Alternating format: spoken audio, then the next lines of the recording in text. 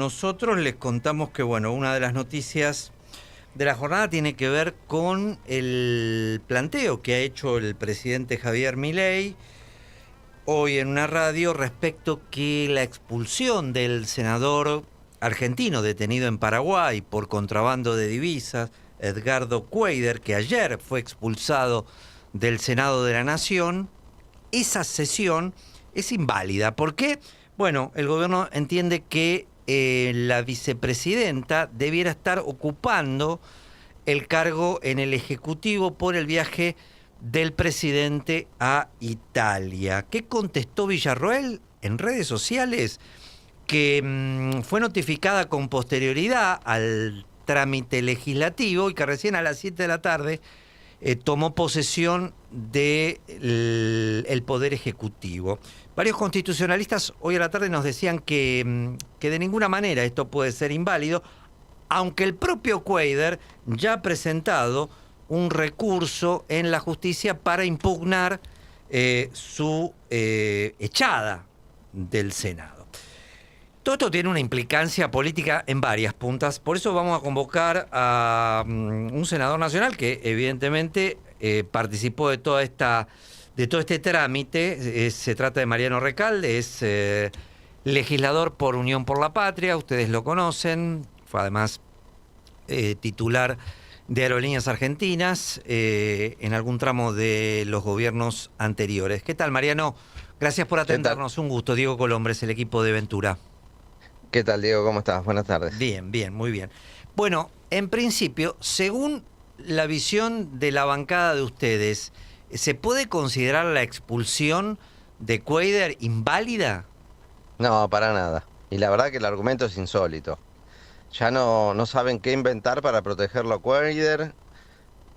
Andás a ver por qué motivos. Están asustados con que pueda hablar, no saben por qué, pero hicieron todo lo posible para que no haya sesión. Cuando hubo sesión hicieron todo lo posible para que no haya 2/3, que es lo que se necesita para excluirlo del Senado. Cuando había 2/3 pidieron un cuarto intermedio, se fueron a deliberar a ver qué podían inventar.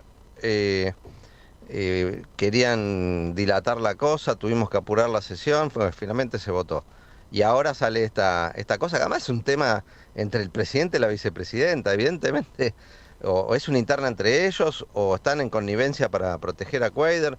No tengo idea, pero el argumento es insólito porque aun cuando Villarroel hubiera estado notificada,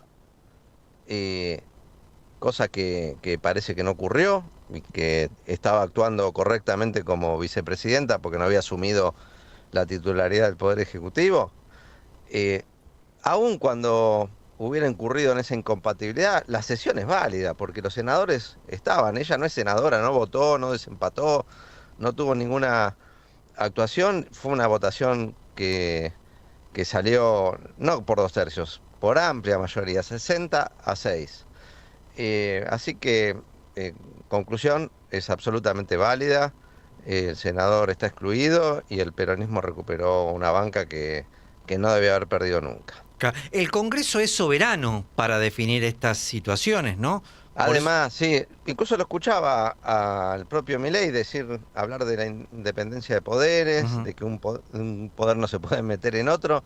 Entonces no tiene que opinar sobre qué decide el Congreso, ni tampoco podría el Poder Judicial meterse en una cuestión que es propia y un asunto interno en este caso del Senado, que según la Constitución es juez del título de sus miembros. O sea, tiene la capacidad de juzgar para aceptar o para excluir a los que son elegidos por el voto popular.